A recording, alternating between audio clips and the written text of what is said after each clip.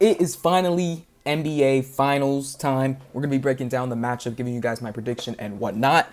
Yeah, this is going to be exciting. I think considering the teams we saw in the Western Conference Finals with the Knicks, with the Cavs, or Conference Finals with the Knicks, Cavs, Spurs, and Thunder, I think we genuinely got the most interesting and anticipated matchup out of those four teams in the Spurs versus the New York Knicks. Before I start, make sure to like and subscribe. Go into the description to submit your video idea.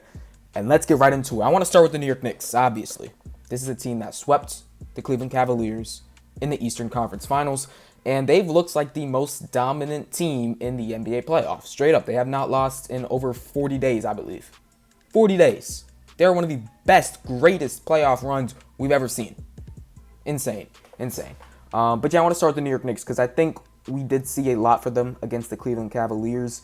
I want to start off with Jalen Brunson. We rarely see smaller guards lead their teams to at least an NBA Finals appearance. If we want to go back the last couple years, yes, Steph Curry, the greatest point guard of all time. Before that, it's Isaiah Thomas, and that's obviously a couple years back. I think what's been the most impressive for Jalen Brunson during the playoff run is the fact that he hasn't shot the three ball well. He's gotten into the paint. He's gotten to his spot in the mid-range, which he's been doing basically his whole career. But he hasn't shot the three ball well so far this playoffs, and he's still possibly the most dominant player during the playoffs, which is crazy to say because, like I said before, small guards usually don't fare well in these types of settings. To add to that, Mikal Bridges started off the playoffs very cold against the Atlanta Hawks, had a 0-point game. Since then, he's been great. Josh Hart has provided great play on both sides of the ball. OG Anunoby, when he's healthy, we're probably looking at the second or third best player on this Knicks team. Karl Anthony Towns has turned to basically Nikola Jokic on the court, which is something none of us expected. And Landry Shamet, too, has been one of the best and underrated players during this playoff run as well. This is the Knicks team coming off of an 11-game winning streak, haven't lost in over a month, and have destroyed their competition.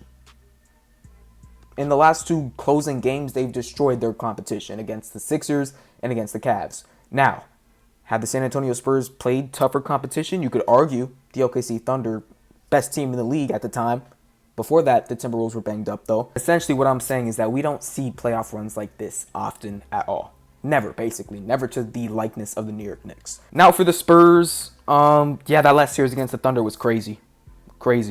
I think we saw big jumps from players that struggled in maybe games past. Like Keldon Johnson, he gave a big boost to the Spurs in Game 6 and Game 7. De'Aaron Fox, still a bit iffy, but even guys like Devin Vassell have defended very well during this playoff run. Julian Champagnie, 20-plus points against the Thunder in Game 7. They really had everything clicking. They looked like the better team. It doesn't happen a lot when you play the OKC Thunder. I mean, Game 1, you nearly lost. Victor Wembanyama with the near half-court shot basically saved that game. In all the other games, except maybe one or two blowouts, it's tough to look good against this OKC Thunder team. They have an elite defense. Minus J-Dub, minus AJ Mitchell, they still have a great offense as well. And the Spurs just looked better in Game 7. Not because the OKC Thunder struggled, because the Spurs inflected their will upon them, which is crazy. We haven't really seen that at all over the last two seasons. But starting off, I want to talk about Victor Wembanyama. This is going to be a top 5, top 3, top 2, top 1 player in NBA history when it's all said and done, but obviously we're not going to talk about that. When Wemby is not on the court, the Spurs have looked lost. We've seen terrible minutes from Luke Kornet. I mean, that's the best way I could put it. He has not looked good throughout the OKC Thunder series and basically the whole playoffs, even though when it did matter in Game 7, he gave them the best minutes of the whole playoffs. Victor Wembanyama is the stop and go for this team. Stephon Castle, in my opinion, looked great throughout the whole series. I know he had the really bad turnover problems in Game 1 and Game 2 without De'Aaron Fox, obviously, on the court. I still think he had good games. Even with all those turnovers, I don't know what his plus-minus said. I think that stat can be a bit misleading at times. I still think he had a great full 7 games. Guarding Shai Gilgeous-Alexander, that was the best defense we've seen on the MVP in quite some time. De'Aaron Fox, I'm a bit disappointed. I mean, this is a maximum contract all-star point guard. You traded for him last season to help you win a championship. Now, is it working in a way? Yes, but Dylan Harper has been more impactful to this team than De'Aaron Fox has been, which, I mean, rookie versus veteran point guard, you could say what you want. After that, Devin Vassell, I think his defense last series against, basically the whole playoffs, against Chet Holmgren was one of the biggest reasons why the San Antonio Spurs won that series. I think you could go back. He played good defense against, he even had Donovan Clingan matchups from before. He had Julius Randle matchups. But I think his defensive impact and his jump from regular season to postseason has been crazy. Julian Champagnie did not shoot the ball well last series. Game 7, he decided to wake up and start playing like he did during the regular season. Same thing with Keldon Johnson. Not a good first 5 games of those series. Game 6 and 7, he was hitting open threes. He was looking like the 6th man of the year. The Spurs team looked a lot more together in those last 2 games. They looked like the actual better team in Game 6 and Game 7, when I don't know if I could really make the case to the maximum during the first 5 games. Carter Bryant also gives you a good punch off the bench. He brings energy. He's going to make mistakes, but he brings energy on both sides of the basketball. He got the Shai Gilgeous-Alexander matchup when Stephon Castle was on the court. When those 2 guys were on the court at the same time, Carter Bryant is guarding SGA. I liked what I saw of the Spurs last series, especially Game 6 and 7. You were trying to replicate that specifically. The number one thing to obviously talk about in the series is who's guarding Victor Wembanyama. How are they guarding Victor Wembanyama? We're going to see OG Anunoby, obviously, to begin things with.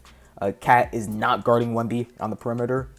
1, because he doesn't have the foot speed. 2, it's because he's one of the worst players at fouling in the whole NBA. Cat cannot foul out of 1 game if the Knicks want a real chance to win this NBA Finals. But yeah, that's number 1. Who's guarding Victor Wembanyama? We're going to see OG. We're going to see Mitchell Robinson. Maybe some Josh Hart. Other than that, I don't think we're going to see any other matchups. We're going to see a couple different of guys guarding Wemby throughout the series, which I think is obviously necessary. You have to show him multiple bodies. You have to show him different looks. Jalen Brunson obviously is going to be seen by Stephon Castle, one of the league's best perimeter defenders easily at this point, especially what we saw him to Shai Gilgeous-Alexander. If I had to guess defensively, Jalen Brunson's going to see the Julian Champagnie matchup pretty obviously. I mean, this is not a guy that you want to guard one of the Spurs' top guards, whether that's Castle or Fox. But like I said, one of the main factors in this series is going to be Karl-Anthony Towns and his foul trouble. He needs to stay on the court for the Knicks to have an inside presence to draw Wemby. If he doesn't stay on the court, the Knicks don't win this series. Plain and simple, I think that's a fact. Now, offensively, for Karl-Anthony Towns, he's also going to need to score that basketball. He is, because Devin Vassell is going to guard him this series, just like Vassell ended up guarding Chet Holmgren last series. Victor Wembanyama is not a guy that you want to hopefully bring all the way out to the perimeter. Not saying he's terrible at that, but that's not a strong suit. You want him roaming the basket. He's going to get the Josh Hart assignment. Josh Hart is going to have to hit threes this series. I think that's going to be huge as well. But Wemby's not guarding Cat. It's going to be Devin Vassell. If Vassell does a 70% job that he did on Chet Holmgren, you're looking at a potential win for the San Antonio Spurs. That's my opinion. I think Devin Vassell on Karl-Anthony Towns, that matchup is the swing factor of who's going to win the 2026 NBA Finals. Now for my official prediction, I really genuinely think that this can go either way. These 2 teams are so hot right now. I mean, I think we got the best possible matchup. I do, and I think that's great for the NBA. We have not seen a repeat champion since the Warriors 8 seasons ago. But I think I will end up taking the San Antonio Spurs in 7 games over the New York Knicks. Like I said, the Vassell-Cat matchup is going to be the biggest swing factor. If Cat has his way, the Knicks win the series. Vassell is going to be able to play good enough defense to limit him or potentially even get this guy into foul trouble. That's going to be it for the video. Hope you guys enjoyed. Very excited for the Spurs-Knicks. Hopefully it goes 7. We want as much basketball as we could potentially get. Hope you guys enjoyed in this video. See you guys next time. Peace.